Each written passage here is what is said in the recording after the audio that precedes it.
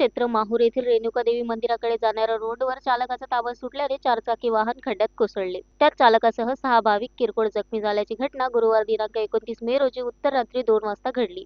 माहूर पोलिसांनी सर्व जखमींना ग्रामीण रुग्णालयात दाखल केले. डॉक्टरांनी त्यांच्यावर उपचार केला. अमरावती जिल्ह्याच्या धामणगाव तालुक्यातील मंगरूळ दस्तगीर येथील भाविकांच्या MH27 DU 1140 या क्रमांकाच्या वाहनाच्या मंदिरालगतच्या वळणावर चालक सौरभ महेंद्र मारोडकर याचा तोल सुटल्याने वाहन खड्ड्यात जाऊन उलटले.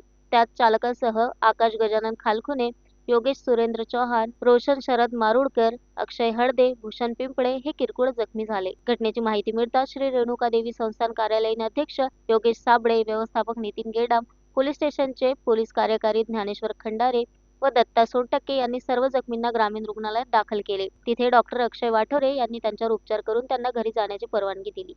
Shankar Bhalerao, the sting operation news, Mahur.